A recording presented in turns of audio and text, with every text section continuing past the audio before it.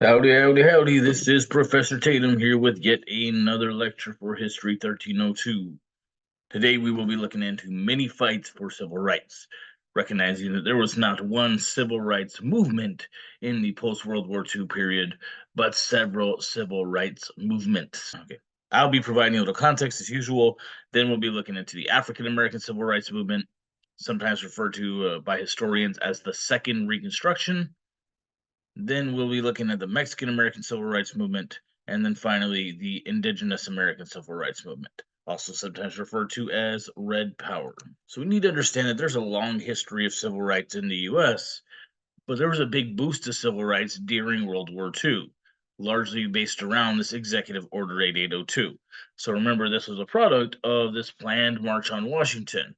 And the president kind of sat down and negotiated with the civil rights leaders and said, look, it's going to look really bad for me if you come marching on the Capitol right now, because I'm supposed to be defending these four freedoms around the world. And here you are having to come ask me for something as simple as work opportunities. So let's make a deal. And then, of course, what this thing did is it allowed for more job opportunities for women and minorities in the workplace during the war by banning discrimination in terms of gender and race in war industries.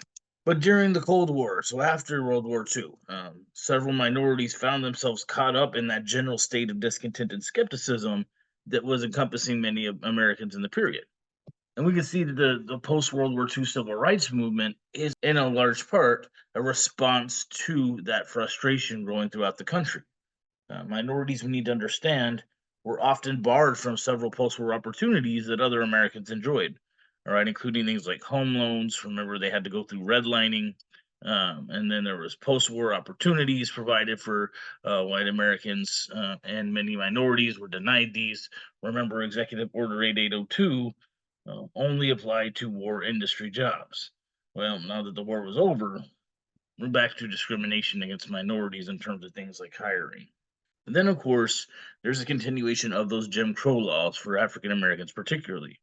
Remember, these called for segregation and restricted African American voting. So the kind of early African American civil rights movement focused mainly on using the courts to push for legal successes. These legal battles were largely driven by the National Association for Advancement of Colored People, or the NAACP.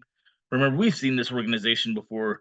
This was the organization that was founded by W.B. Du Bois, Mary Church Terrell, and others during the Progressive era. Well, they're still very active in pushing for legal changes regarding civil rights for African Americans. So, one early example of one of these court cases in the post World War II period, led by the NAACP, is the case of Brown versus Board of Education of Topeka, Kansas.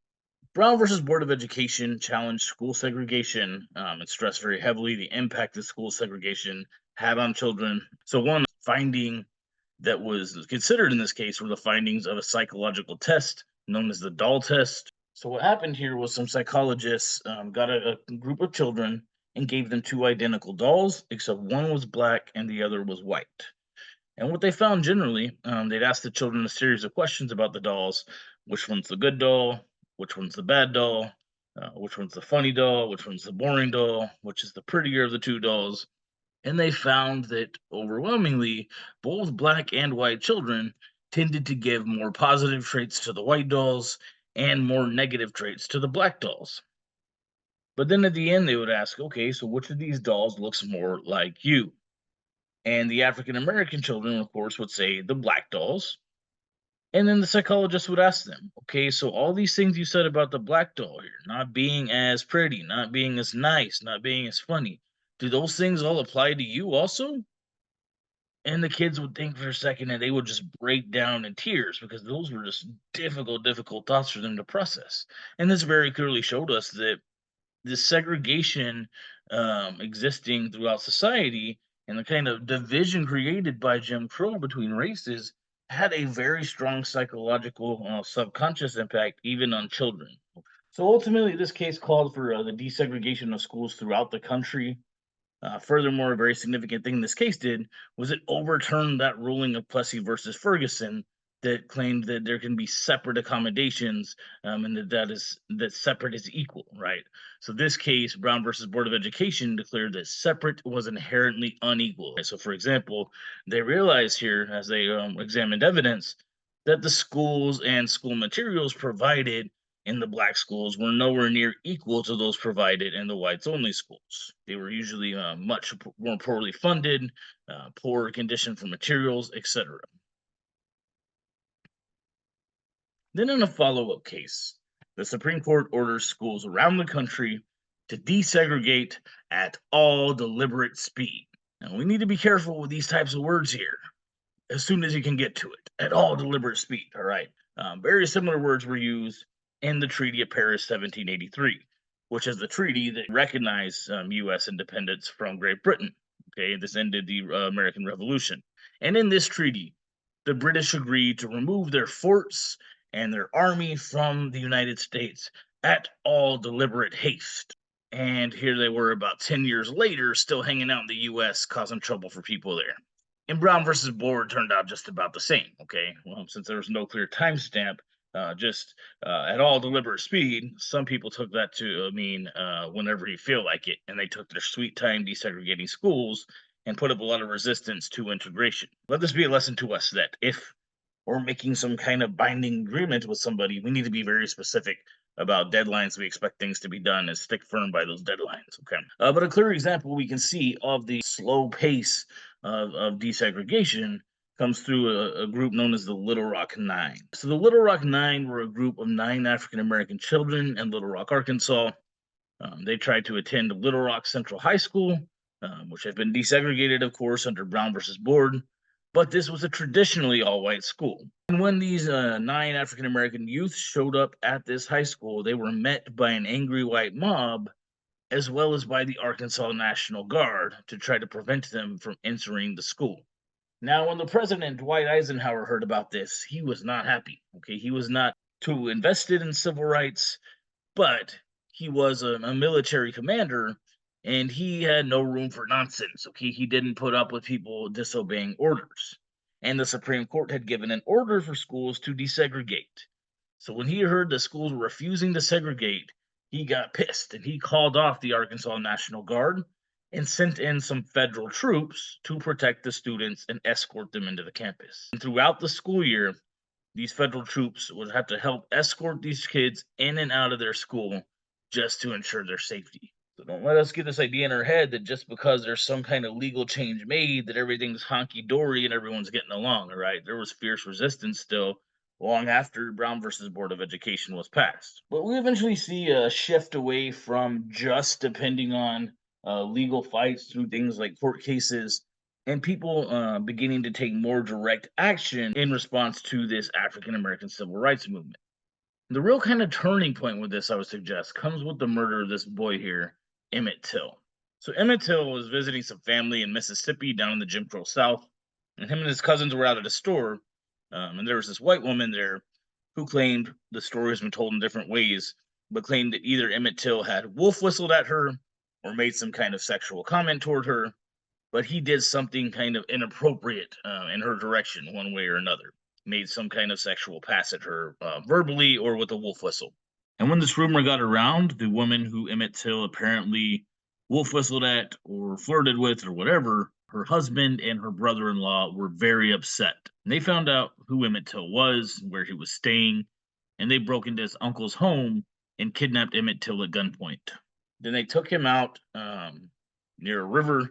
They beat him senselessly, shot him, killed him, and threw him in the river, where he was later found by a fisherman. When his mother claimed his body, it took her some time to be able to identify him. As you can see here, he was not left in good shape when he was killed. But once she was able to identify him, she made funeral arrangements, and she arranged for him to have an open casket funeral and insisted that that funeral be open to the public. The reason for this is she wanted the world to see the violence and the hate that was created under the Jim Crow system. Okay, she wanted people to see what things like law pushing for segregation created for people at a psychological level, and understanding that that kind of society that promoted those kinds of things led to a level of hate that could lead somebody to kill a boy, a child, in such a brutal way in response to some hearsay accusations. By the way, later down the road, the lady who accused Emmett Till of all this kind of backtracked her statement and said, okay, yeah, actually, I may have exaggerated a little bit what happened, but by the time I found out he was killed, it was just a little too embarrassing to admit. But yeah, he actually didn't do anything wrong. A little late for that now, isn't it? But as people began seeing images of this young boy brutalized like this and started to realize that these were the kinds of conditions that African Americans were facing, and especially in the Jim Crow South, as a result of these types of laws that were in place, many African Americans began pushing for more direct action rather than simply just going to courts and waiting for legal changes to be made. Now, they continue to push for legal changes, as their fight largely was a legal fight. Yet, after the death of Emmett Till, more African Americans, as well as others who supported their cause here, began to push more directly for civil rights by taking direct action in the streets and practicing civil disobedience. Okay, so civil disobedience refers to intentionally violating unjust laws to try to make a case against those laws. One early example of this nonviolent direct action can be seen in the Montgomery bus boycott in Montgomery, Alabama. So we need to keep in mind that this bus system here in Montgomery, Alabama was segregated. Right? Typically, African Americans were expected to sit on the back of the bus. White passengers could sit in the front of the bus, and there were some middle seats where it was kind of open for African Americans to sit in. But if a white passenger asked them to give up those seats, they were expected to get off those seats. And if there were no seats in the back of the bus, they were expected to stand throughout the remainder of the bus ride. We can see the case of Claudette Colvin. Claudette Colvin was a pregnant 15-year-old African American girl in Montgomery who was trying to ride the bus home one day, and she was asked to give up her seat to a white passenger. As a young pregnant girl, she's already got enough of a burden on her plate, and she was not wanting to stand throughout the remainder of the bus ride. She certainly wasn't interested in getting off the bus to wait for another bus, and she refused to give up her seat. And when she refused to give up her seat, police were called, and she was hauled off the bus, thrown into handcuffs, and arrested. Now, the civil rights leaders in Montgomery heard this story about Claudette Colvin, but they refused to get behind her, okay, because they were largely based out of several black churches, and they didn't like the idea of having this pregnant teenager as kind of the face of this bus boycott that they were wanting to lead. But not long after, about 9 months after, there was another woman named Rosa Parks who had a similar situation. Rosa Parks, we need to understand, though, was practicing more of that civil disobedience. Okay, she intentionally made the choice to refuse to give up her seat in order to make a statement. So when Parks was asked to give up her seat, just like Claudette Colvin, she refused, and she was drug off the bus, thrown into a police car, and hauled off to jail. Now, in this case, the local civil rights leaders got behind Rosa Parks with full force, and they used her story and publicized it to gain support for a citywide boycott against the Montgomery bus system. Now, we need to understand the African American community in these southern cities like Montgomery. We need to understand that in these southern cities like Montgomery, African Americans were the bus's biggest passenger base. So, in other words, their most profitable customer base. So, the African American communities arranged systems of carpools. They would go on joint walks with one another to places that they were all going to kind of help protect each other from potential mob violence. And this was very, very successful at crippling the Montgomery bus system. At the same time that these people were carrying out this direct action in the streets, there were civil rights activists continuing to challenge these types of things legally. And a result of both the legal battles and the continued direct action by the people of Montgomery leading this boycott, there was a Supreme Court ruling against bus segregation, not only in Montgomery, but throughout the country. Now, this was not always enforced, but there were frequently civil rights activists who would kind of challenge these laws. Okay, they would kind of test to see if they were being practiced. We need to understand that this one city's bus boycott set the foundation for the desegregation of public transportation throughout the country. Okay, and then this, of course, would also set the foundation for larger fights against segregation in public spaces as a whole. One other very significant result of this Montgomery bus boycott was that this led to a very prominent civil rights leader, Dr. Martin Luther King Jr., rising to prominence. Okay, he had played a key role in the bus boycott and used this as an opportunity to gain status within the African American civil rights movement. All right, so we've all heard of this guy, MLK, very prominent civil rights leader in the African American civil rights movement after World War II and that kind of post war period. Definitely throughout the 1960s, very active. And of course, his goal was using civil disobedience and nonviolent resistance. And he led a series of peaceful protests and marches throughout the country, including, of course, his march on Washington, where he made the famous speech, I Have a Dream, in which he spelled out a vision of coexistence between races.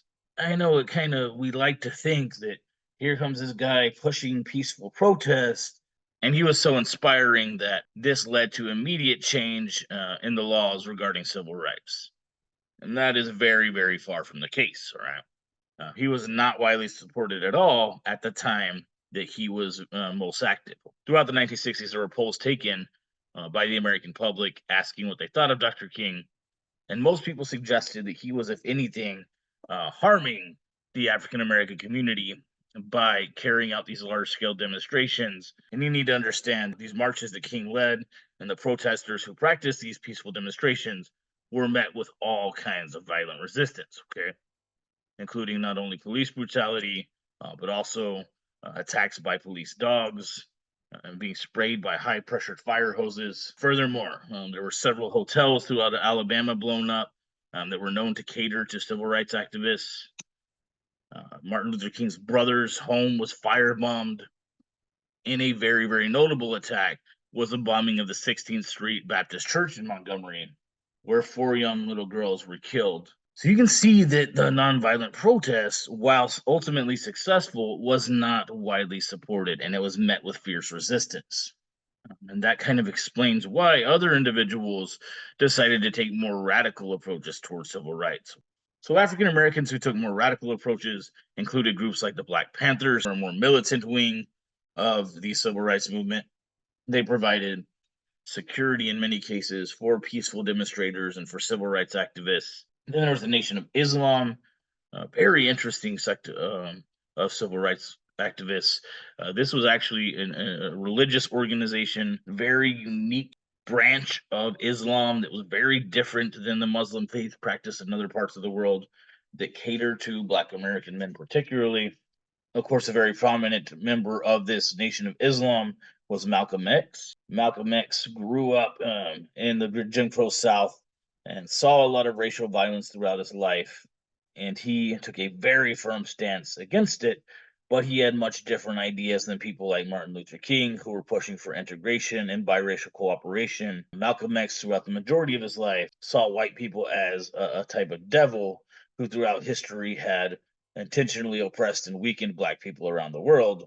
He saw the civil rights movement in this period more as a push for Black uplift than a push for biracial cooperation or for integration among people of different races. Now, this changed throughout his life, particularly in his later life when he went on a pilgrimage to Mecca, which is a key rite of passage for all Muslim people around the world. When he got to Mecca, he wrote about how he worshipped alongside people of all races, all colors, and that kind of changed his vision of the way he saw white people, and realized a little more over time that a lot of what the Nation of Islam had taught him about race relations was quite inaccurate. And he did wind up eventually leaving the Nation of Islam when he realized that their leader, Elijah Muhammad, was practicing all kinds of unethical activities that conflicted with what was expected of members of the Nation of Islam. Then there was the Black Power movement. This was largely led by individuals like Stokely Carmichael. Stokely Carmichael is a great example of an individual who promoted Black Power because he was originally a member of SNCC, that's the Student Nonviolent Coordinating Committee, and Stokely Carmichael got frustrated with the slow progress being made by the peaceful resistance and began advocating more for African Americans being able to defend themselves when necessary from police brutality and racial violence. That is something I should spell out real quick about all these organizations here, all right? Groups like the Black Panthers, the Black Power Movement, and the Nation of Islam, even. They were never promoting violence for the sake of violence, okay? They weren't telling Black people to go out and start fights and cause trouble. What they were suggesting is if they faced racial resistance or police brutality, that they had every right to defend themselves and fight back. I also want us to understand these groups provided all kinds of aid to poor communities throughout the country. Groups like the Black Panthers, especially, provided things like healthcare and food to people of all races. We also need to understand that while there were several nonviolent demonstrations going on throughout the country, there were also several riots that broke out throughout the 1960s. So overall, what we see is there was a kind of wide array of tactics used by different people. What I'm going to suggest is that no one of those tactics was successful on its own. Okay, these all kind of existed together. I know we kind of like to. I know a lot of people kind of like to think of Martin Luther King doing one thing, and then there's the antithesis represented through groups like the Black Panthers. But I think we can really see these more accurately as two sides of the same coin. Okay, while some individuals like Malcolm X weren't so interested in things like integration early on, they were all interested in Black uplift, okay? And while some promoted not fighting back against mob protests or mob violence, these other groups were sitting there at the other side, kind of saying, okay, well, if you're not going to cooperate with them and you're not going to accept things peacefully, then you can do it our way and you're not going to like our way. All right. And this kind of sent a message that pushed a lot of people to comply more with the nonviolent protests. Another thing that began pushing more and more people to take more radical approaches was that not only were there several attacks against Black communities, as we saw, another thing that was leading a lot more people over time, especially throughout the 1960s, to start adopting more radical approaches was a series of assassinations throughout the 1960s of civil rights leaders and their supporters. All right, so in 1963, for example, Medgar Evers, the NAACP field secretary in Mississippi, was assassinated. And then, of course, President John F. Kennedy, who supported civil rights legislation, was assassinated in 1963. Malcolm X, after defecting from the Nation of Islam, was assassinated by members of the Nation of Islam in 1965. And then, of course, Martin Luther King, unfortunately, was assassinated in 1968. And not long after, Senator Robert F. Kennedy, John F. Kennedy's brother, who also supported civil rights legislation, was assassinated in 1968 as well. And it seems like they're just facing more and more and more resistance as time goes on. So this is really building frustration among a lot of people who have been trying to do things peacefully, and now they're willing to take more direct approaches and are more willing to fight back if necessary so that they don't wind up on this list here. We do need to understand, however, that despite the fierce resistance that the African American civil rights struggle faced, there were some very significant legal victories, okay? So, for example, in 1964, there was this 1964 Civil Rights Act passed, which banned segregation in all public accommodations, okay, including things like stores, restaurants, theaters, and hotels. And this also banned employment discrimination based on religion, sex, uh, race, and national origin, okay? There is also the passage of the 24th Amendment, which banned the use of poll taxes. Poll taxes, remember, had been used since pretty much the start of the Jim Crow era to prevent poor individuals from being able to vote, especially African Americans. And then the 1965 Voting Rights Act took that a step further and tackled other voting restrictions that were still hindering the African American right to vote. This included things like literacy tests. Remember that god awful test I made you guys look at when we were looking at the rise of the Jim Crow South? That made no sense whatsoever. This also established federal oversight over districts where there was a history of voter discrimination. So this is 100 years, more or less. So the Civil War ended in 1865. So this is about 100 years after the start of Reconstruction that we saw. That African Americans were still having to make these kind of legal fights to protect things like their right granted to them by the 15th Amendment. Okay. But we need to understand that overall, the African American civil rights movement was a legal battle. While they pushed for legal changes in many cases by taking more direct actions both peaceful and in other ways more radical, willing to fight back if necessary. All of these things were to pressure the federal government to push for legal changes of things like Jim Crow laws. We're going to look next into the Mexican American civil rights movement and see that while they did have some legal battles, overall their fight was more against social discrimination. So, as we'll see, in response to this social discrimination, being treated like some kind of other to white Americans, many Mexican Americans in this early post World War II period took an approach of hyper assimilation. Okay, we call these individuals members of the Mexican American generation. And what they did is focus more on being American than being Mexican. Okay, so when they said Mexican American, they stressed that American. These individuals had a very strong emphasis on their sense of patriotism, frequently boasted if they were involved with military service.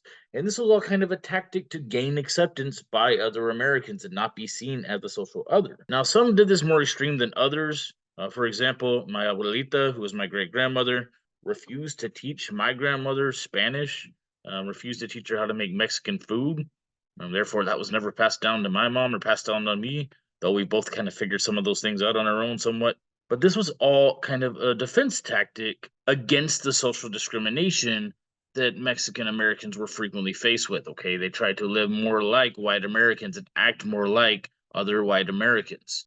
To this end, one of the earliest Mexican American civil rights organizations that was created actually before World War II, but continued to be very prominent after World War II, was the League of United Latin American Citizens, better known as LULAC, which was established right here in Corpus Christi. This organization helped Latin Americans overcome the prejudice they were facing in the US, largely by helping portray them as patriotic Americans. And you can notice in the name they have American citizens. Okay, so originally only American citizens were welcome to join this organization. A key civil rights leader in the post World War II period, who came from this Mexican American generation, was Dr. Hector P. Garcia. We do have a plaza and a larger than life sculpture dedicated to him on our campus. Dr. Hector was a World War II veteran who provided affordable and accessible health care to poorer communities, particularly to Mexican Americans and especially to veterans. He became the president of Corpus Christi's local LULAC chapter, and he later helped form the American GI Forum. Okay, so this organization helped provide Mexican American veterans with benefits that they'd been promised from things like the GI Bill, yet were often denied through various forms of discrimination, things like healthcare and education. But some younger Mexican Americans in the 60s and definitely by the 1970s were taking a very different approach from that Mexican American generation. Okay. They began to emphasize more that they were Mexican rather than American. And they rejected this hyper assimilationist tactic used by the Mexican American generation, saying that they would rather embrace their heritage, whether it was their Mexican heritage or their earlier indigenous heritage, and that was nothing to be ashamed of, but something they should be proud of. And to that end, they even embraced the term Chicano to describe themselves. Okay, Chicano was originally a derogatory term used toward Mexican Americans, but they embraced it proudly. They also began to emphasize the fact that they were brown rather than white, as they were legally documented. They considered themselves to be a race apart from white Americans with a very unique history, a very unique struggle, and a very unique experience. One prominent group from this Chicano generation is the United Farm Workers, led by Cesar Chavez and Dolores Huerta. You can see even the symbol of this movement is a kind of indigenous or Mexican eagle, paying homage to their heritage. And this organization helped push for farm workers throughout the Southwest, particularly Mexican American farm workers, to organize and go on strike for better pay and working conditions. Another prominent organization involved with the Chicano movement was a group known as the Brown Berets. The Brown Berets were very similar to the Black Panthers. They were kind of a militant movement that helped defend other members of the Chicano movement, helped kind of defend major civil rights activists and leaders, and to defend peaceful protesters from mob violence. Another key issue for Mexican Americans in their civil rights movement was improving education for Mexican American education. One clear example comes in the case of Sal Castro, a teacher in East Los Angeles who led a series of school walkouts known as blowouts in response to all kinds of conditions, including Mexican American students being punished, sometimes even physically, for speaking Spanish in classrooms, for a lack of representation in terms of both administration and in curriculum for Mexican Americans, and also generally just poor conditions of schools and school materials in predominantly Mexican American communities in Los Angeles. And by these mass walkouts in schools throughout LA, this group of students, along with Sal Castro here, their teacher, were able to inspire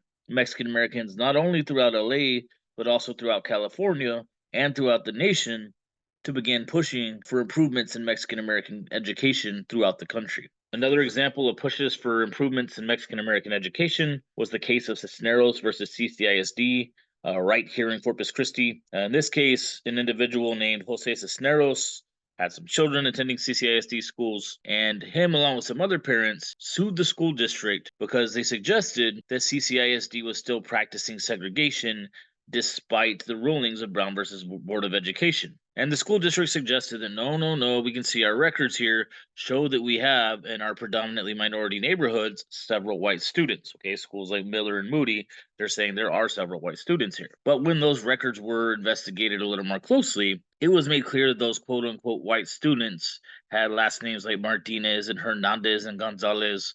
They were clearly Mexican Americans. And if you're Mexican American, you know that Mexican Americans are still legally documented as white. But what the court ruled in this case of Cisneros versus CCISD is that Mexican Americans were a minority, okay, a distinct minority, and therefore they had been illegally segregated. So throughout the 70s and into the early 80s, there was a series of mandatory busing where students were bused from campus to campus to promote this integration. And while this did lead to some integration and some shared cultural experiences for some students, this very rapid and kind of unprecedented and really unregulated immediate shift led to a lot of fights between students integrating into these various schools. So, again, though, while we do see some legal fights here, the primary fight for most of these Mexican Americans has to do with social issues, right? The Mexican American generation is trying to not be seen as this other. The Chicano movement is trying to embrace being somewhat of an other and be accepted as an other.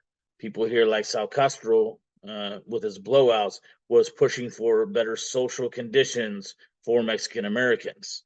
Right. Now, Cisneros versus CCISD, of course, did involve cases of legal segregation, but that really came down to the social issue of defining, are Mexican Americans a race apart, or are they considered white as they are on legal documentation? So, very much a social battle for Mexican Americans versus the very legal battle against Jim Crow that African Americans faced. Now, we're going to take a look at the Indigenous American Civil Rights Movement and see that they had an even more unique struggle of their own. Okay, so the Indigenous American Civil Rights Movement was mainly combating poor conditions that had been created for Native Americans by the U.S. government's relationship with them for quite some time now. A lot of what we saw at the beginning of this class with the foundation of the reservation system and a lot of broken treaties by the U.S. government had resulted decades down the road, nearly a century now and down the road, for continued impoverished conditions for Native Americans around the country. One of the most prominent organizations of this Indigenous American Civil Rights Movement during the 60s and 70s, and even into later decades, was the American Indian Movement. All right.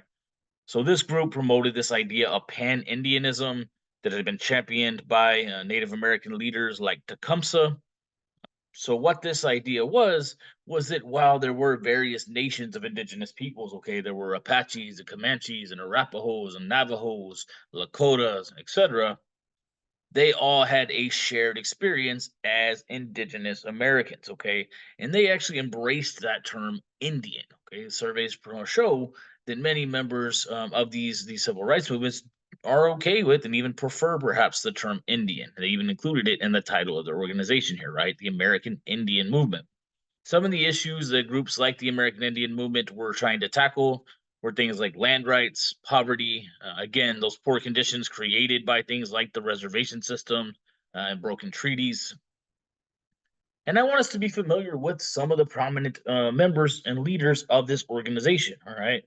We're all familiar with names like Martin Luther King and Rosa Parks, Hector P. Garcia, Some of us possibly even are familiar with names like Cesar Chavez and Dolores Huerta. I think it's only fair that we also were familiar with names like Clyde Bellecourt and Dennis Banks and Russell Means, who were key leaders of the American Indian movement.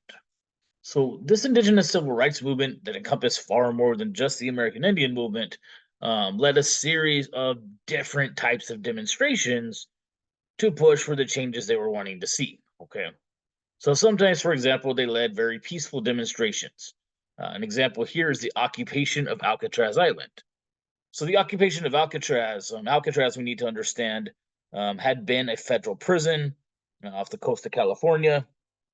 It was on an island, very kind of dingy, isolated prison where a lot of very intense criminals, people like Al Capone, had been housed. And that prison ended up shutting down. Some student activists began to study various treaties and agreements made with the US government, and they realized that there was a provision in the Fort Laramie Treaty. Remember, we seen that treaty earlier in class, but there was a provision in this treaty that stated that Native Americans had right to abandon federal lands. All right, and since this federal prison had been abandoned, it was now a federal abandoned land. So they went to stake claim over this federal abandoned land. And they held a 19-month peaceful occupation with people from various indigenous nations and all kinds of other organizations. But there were other instances in which certain members of the Indigenous American Civil Rights Movement would get a little more militant. Clear example here is the standoff at Wounded Knee in 1973. So you may remember the Wounded Knee Massacre of 1890 from an earlier lecture in our class when a group of indigenous peoples with peaceful intentions, many of whom were women and children, were surrounded by the US government and gunned down. I said that it was a battle because there were several individuals who did take up arms to defend their people, and therefore I think they need to be recognized as members fighting in a battle. But I said that that's an open interpretation and that I can certainly understand why others do consider it to be a massacre. Well, at the site of that same massacre, some indigenous peoples held a standoff. Okay, this was not a peaceful occupation like the one at Alcatraz. You can see these individuals are armed and ready to fight. They occupied this space in response mostly to some corruption that was discovered by one of their tribal presidents. The tribal presidents, you need to understand, are supposed to be, and this whole kind of tribal system and reservations in this time were supposed to be regulated by the US government, but the government ignored the fact that this guy was practicing corruption despite reports. There's other all kinds of just harsh conditions created by this reservation system as a whole and by the legacy of what had happened to Wounded Knee back in 1890. And really, what these people were fighting for, what they really wanted, was changes in federal policies that would give them more sovereignty over themselves and over their own communities. Okay, they didn't want to have to depend on these tribal governments. They didn't want to have to depend on a U.S. government who they know was not interested in regulating these types of things and looking out for their own interests. They wanted more control over their own space and over their own lives. So when these individuals held their armed standoff, they were met with surrounding U.S. Marshals and federal agents, and there was sporadic gunfire that would be exchanged between the agents surrounding them and the indigenous occupiers. By the end of all of this, there was one FBI agent wounded by gunfire, one U.S. Marshal had been shot and paralyzed, and two of these occupiers had been shot and killed by federal agents. Okay. There were eventually negotiations that brought this all to an end. But as we can see, this is a very clear example of more militant forms of resistance that the Indigenous American Civil Rights Movement would sometimes resort to. And all these demonstrations held by individuals like those who occupied Alcatraz and those who had the standoff at Wounded Knee, and others who carried out various forms of demonstrations and lobbied the federal government, led to a very increased public awareness. A clear example of increased public awareness that perhaps even fed into more public awareness was Marlon Brando's refusal to accept an offer for The Godfather. All right. So they made Marlon Brando an offer for an Oscar that he was able to refuse. So, by the way, The Godfather is one of the best films of all time. And while that certainly is my biased opinion, it also is pretty standardly agreed upon that this is one of the greatest films in American history. And Marlon Brando had a phenomenal role. Okay, and it was kind of very unexpected.